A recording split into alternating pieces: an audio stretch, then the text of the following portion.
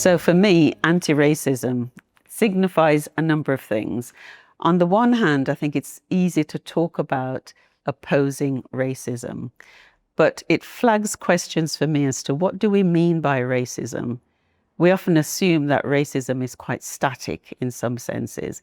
But if you look at racism over the years, it changes forms, it changes contours. So we talk about biological racism, we talk about scientific racism, we talk about cultural racism, and they are all presented in different ways. So I think if we're talking about opposing racism or anti-racism, we've got to understand that there is no one form of racism, and our strategies to address and to tackle racism therefore need to flex, need to shift, need to adapt to the kinds of racisms that we're facing over the generations and over the years. I think ultimately we can talk about race equity, but even then I think there are issues and challenges with the concept of race. It presupposes we accept race as a construct that we all abide by, that we believe in the notion that human beings are categorized by race. We accept that as our starting point, and I think that's to our detriment. For me, the fight about anti-racism must be a rejection, a total rejection of the concept of race. And in the other side of that is, if we're opposing racism, then we need to understand how racism shifts and changes over the course of time. So that would be my thoughts about anti-racism. It's probably when I was 11 years old. We'd moved from one part of Moseley to another part of Moseley, and we'd gone from quite a multicultural area to a predominantly white area. And the day after we moved in, we came outside to find the N-word scrawled on our gate on the garage door. And it was probably the first time it really hit me.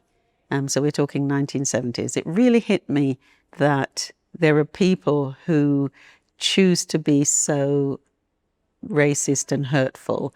And these people, we knew exactly who they were. We knew exactly which house it came from.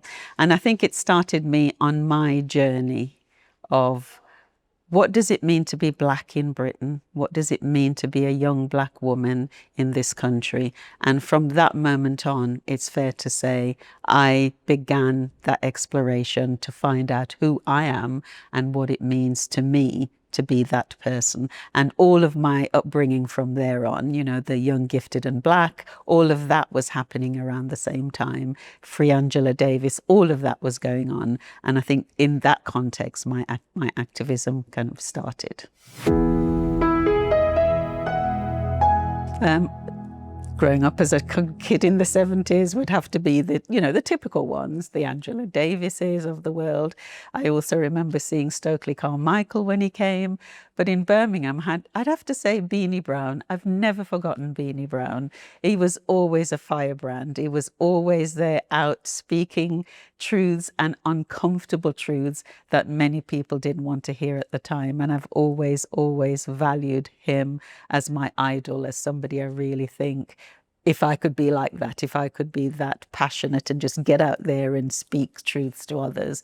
So he's definitely amongst there for me. And then the sort of the usual bigger voices like the Angela Davises and the Kwame Tures and so on would be amongst my anti-racist heroes. Beyond racism, racism and beyond, anti-racism has to be the norm. Let's build a city where everyone belongs.